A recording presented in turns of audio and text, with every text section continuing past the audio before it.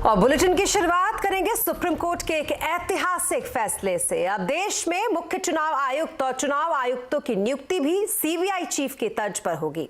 आज supreme court ने यह बड़ा फैसला सुनाते हुए स्वतंत्र पैनल बनाने का आदेश दिया है। इस खबर पर ज्यादा डिटेल लेते हैं, हमारे साथ असीम मनचंदा इस वक्त जुड़ गए हैं उनसे।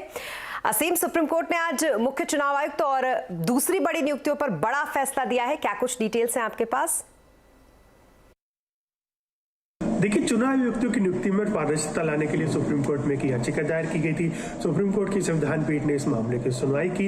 आज संविधान पीठ की 5 जजों की बेंच ने इसके ऊपर अपना फैसला सुनाया। सुप्रीम कोर्ट की संविधान पीठ ने कहा कि इस नियुक्ति में पूरी तरह से पारदर्शिता लाने की जरूरत है। इसके लिए एक इंडिपेंडेंट पैनल बनाए जाने की जरूरत है। जिस तरह से सीबीआई के चीफ का सिलेक्शन होता है, उसी तरह से एक इंडिपेंडेंट पैनल इसमें का सिलेक्शन करेगा। इस पैनल के अंदर प्रधानमंत्री, नेता विपक्ष और सीजीआई इसके अंदर मौजूद रहेंगे। साथ ही सीईसी की तरह पे चुनाव आयुक्तों का कार्यकाल भी उनको हटाया नहीं जा सकेगा।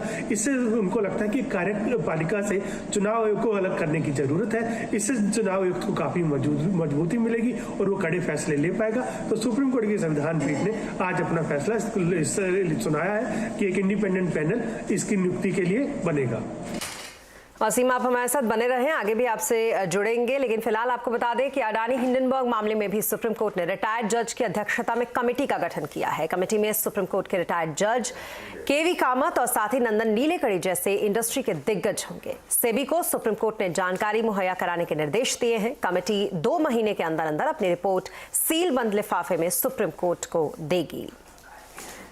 वहीं अदानी ग्रुप के चेयरमैन गौतम अदानी ने सुप्रीम कोर्ट के फैसले का स्वागत किया। अदानी ने ट्वीट किया कि हम सुप्रीम कोर्ट के फैसले का स्वागत करते हैं, मामला तय समय में पूरा होगा, सच्चाई की जीत होगी।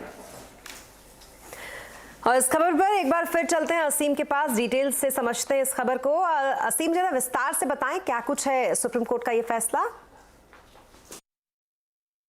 देखिए, हिंडनबर्ग की रिपोर्ट आने के बाद अदानी ग्रुप की कंपनियों के शेयरों में भारी गिरावट देखने को मिली थी। ऐसे में सुप्रीम कोर्ट में 4 से ज्यादा जनहित याचिकाएं दायर की गई थी और पूरे अदानी हिंडनबर्ग मामले की जांच की मांग की गई थी। सुप्रीम कोर्ट ने सारे मामले की सुनवाई की और 17 फरवरी को अपना फैसला सुरक्षित रख लिया था।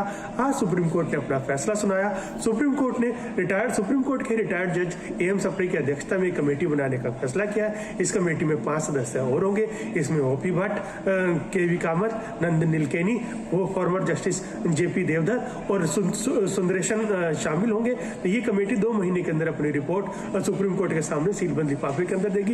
ये कमेटी जांच करेगी कि जो मौजूदा रेगुलेशन है वो पर्याप्त है या नहीं है, निवेशकों को किस तरह से अवेयर किया जा सके, या फिर अगर किसी तरह से रेगुलेटरी फ्रेमवर्क को मजबूत करना है तो उसके लिए कौन कौन से कदम उठाए जाने की जरूरत है। तो ये कमेटी इसके ऊपर रिपोर्ट देगी।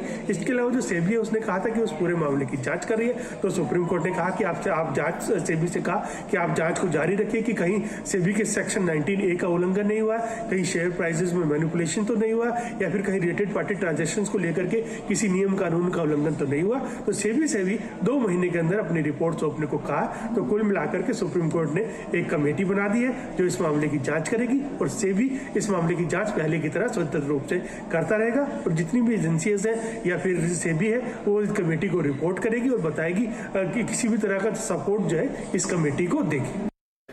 बहुत शुक्रिया असीम, तमाम डिटेल्स के लिए आपका।